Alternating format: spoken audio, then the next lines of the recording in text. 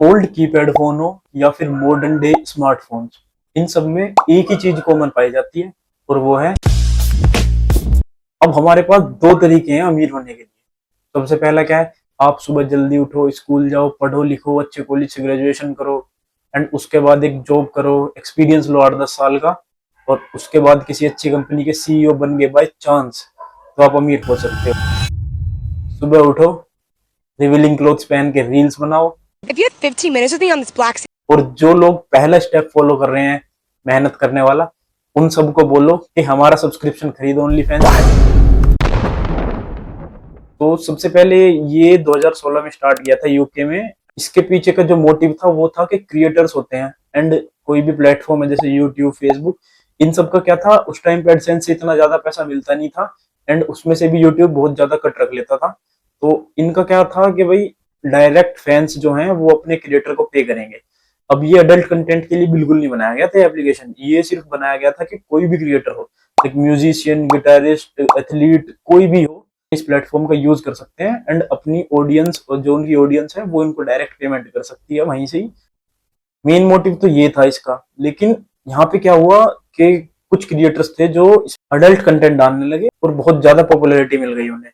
Popularity के साथ साथ क्या था, पेमेंट, डोनेशंस भी ज्यादा मिल रही थी। तो सबको लगा कि ये बहुत इजी काम है, इसलिए सब इसी पे ही काम करने लगे। अब धीरे धीरे क्या हुआ कि इस प्लेटफॉर्म की भी पॉपुलैरिटी स्काई रॉकेट कर गई। अब समझते हैं इसका बिजनेस मॉडल क्या है। तो ओनली फैंस ना तो कोई वीडियो बनाता है, ना किसी क्रिएटर को प्रमोट करता है, ना किसी वीडियो को प्रमोट करता है। ये जो करते हैं वो सिर्फ एक पेमेंट प्लेटफॉर्म में प्रोवाइड करते हैं लोगों को। जो भी इनके प्लेटफॉर्म से पेमेंट होती है उसका कुछ पार्ट कमीशन 20%, 30% ही अपने पास रख लेते हैं। अब इससे क्या होता है कि भाई जितना क्रिएटर ज्यादा कमाएगा उतना ही ओनली फैंस ज्यादा कमाएगा।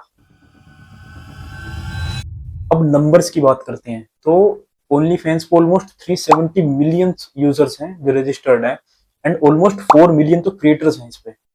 और शॉकिंग फैक्ट ये है कि इतना बड़ा बिजनेस मॉडल को हैंडल करने के लिए सिर्फ 42 एम्प्लॉयज काम करते हैं। अब इसको हम ट्रेडिशनल मीडिया कंपनी से कंपेयर करें जिनके पास हजारों एम्प्लॉयज होते हैं एंड तब भी वो नॉन प्रॉफिटेबल होती हैं, तो ओनली फैंस ने ये तो प्रूव करके दिखाया है कि इतना बड़ा बिजनेस मॉडल भी हैंडल किया जा सकता है विद जस्ट 42 एम्प्लॉयज। पर अब बात करते हैं इसकी डार्क साइड के बारे में। तो सबसे पहला तो इमेज, प्लेटफॉर्म की इमेज बहुत ज्यादा खराब है, इसलिए लोग इसका पब्लिक में नाम लेने से भी डरते हैं।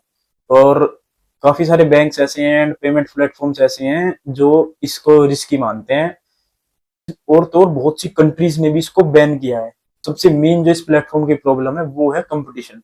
जैसे जैसे लोगों को पता चला कि यहाँ पे इतना ज्यादा पैसा कमा सकते हैं, इतने सारे क्रिएटर्स हो गए, तो इनमें कंपटीशन बहुत ज्यादा हो गया। अब क्या है कि जो टॉप एक्टर्स हैं, टॉप मॉडल हैं, जो भी इनके, वो तो पैसा कमा लेते हैं, वो अच्छा खासा पैसा कमा रहे हैं। पर जो कोई क्रिएटर है, मतलब कोई इतना फेमस क्रिएटर यहाँ पे नहीं हो पाया, उसका क्या है, उसकी लाइफ तो एकदम हेल हो जाती है, क्योंकि वो सब कुछ रिवील कर चुका है उस प्लेटफॉर्म पे। सब, हर कोई सब कुछ देख चुका है और उसके बाद भी उसे पैसे मिले नहीं। मानना ये है कि भाई जिसने पैसा कमा लिया वो तो मजे से रह रहा है अपना, उसे कुछ फर्क नहीं पड़ता कि हम क्या सोच रहे हैं, कोई क्या सोच रहा है। लेकिन जो पैसा नहीं कमा पाया उसके बारे में सोचो। अब ओनली फैन सिर्फ एडल्ट प्लेटफॉर्म नहीं बना रहना चाहता, वो चाहता है कि हर तरह के कंटेंट क्रिएटर यहाँ पे आए और वीडियोस अपलोड करें।